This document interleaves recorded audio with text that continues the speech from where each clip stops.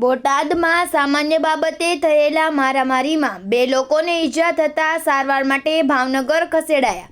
બોટાદમાં સામાન્ય બાબતે થયેલા ઝઘડાની દાજ રાખી 2 લોકો પર હુમલો કરતા બંનેને વધુ સારવાર માટે ભાવનગર સિવિલ હોસ્પિટલ ખસેડવામાં આવ્યા છે। કલ્પેશ લખધીરભાઈ આલ અને કરશનભાઈ શામળભાઈ ખંભલિયા તેઓના ઘરે સૂતા હતા ત્યારે 13 થી 14 જેટલા અજાણ્યા ઈસમોએ ઘરે આવી બંને લોકો પર ધોકા, પાઇપ અને તીક્ષ્ણ હથિયારો સાથે હુમલો કરી માર માર્યો હતો, જેમાં 2 લોકોને ઈજા થતાં પ્રથમ બોટાદ હોસ્પિટલ અને ત્યારબાદ વધુ સારવાર માટે ભાવનગરની સિવિલ હોસ્પિટલ ખસેડવામાં આવ્યા હતા। કેમેરામેન બિજલભાઈ માલિકિયા સાથે રિપોર્ટર ફિરોઝ મલેક, ભાવનગર।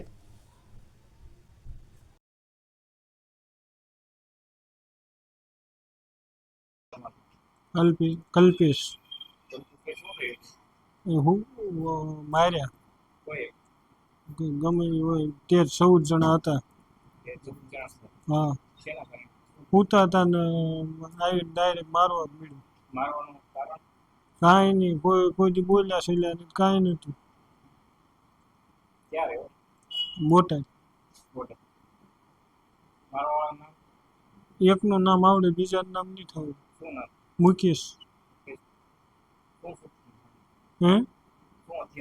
હથિયાર હતા, એક પાઇપ હતા ને ધારિયા ને એવું હતું।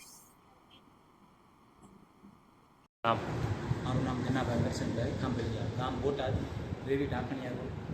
અને દાદા અહીંયા ગાયોને એવું ચરાવવા ગયા હતા અને છાંયે બેઠા હતા, ત્યાં અચાનક 15 લોકો 15 થી 10 થી 15ની આજુબાજુ લોકો આવી અને દાદા ઉપર અને પેલા ભાઈ ઉપર હુમલો કર્યો, કલ્પેશભાઈ ઉપર। અને નામ કેવું કે જાણ્યું નહોતું, દાદાની છાંયા સૂતા હતા અને ત્યાં આવી અચાનક એમના ઉપર હુમલો કરી નાખ્યો। શું હથિયાર હતું ભાઈ? હવે એમને પણ નથી ખબર, કારણ કે સૂતા હતા અને અચાનક આવે તો એની કોઈ વસ્તુનો ખ્યાલ ન હોય એટલા માટે। બાંધણનું કારણ કાંઈ? કોઈ વાત જાણ્યામાં નથી, એ લોકો કાંઈ બોલાય નથી, ચાલે ડાયરેક્ટ સૂતા હતા અને ડાયરેક્ટ એમના ઉપર ઘાત કરવાનું ચાલુ કર્યું છે એ લોકોએ। કેટલા જણાને વાગ્યું? 2 જણાને। શું નામ? કરશનભાઈ શામળાભાઈ ખાંભલિયા અને અલ્પેશભાઈ લખધીરભાઈ આલ। ઓકે, આ વિશે પોલીસ ફરિયાદ કરવાની જરૂર। કઈ જગ્યા રહ્યો? બોટાદ કન્યા રોડ કામેશ્વર। શું બનાવજો?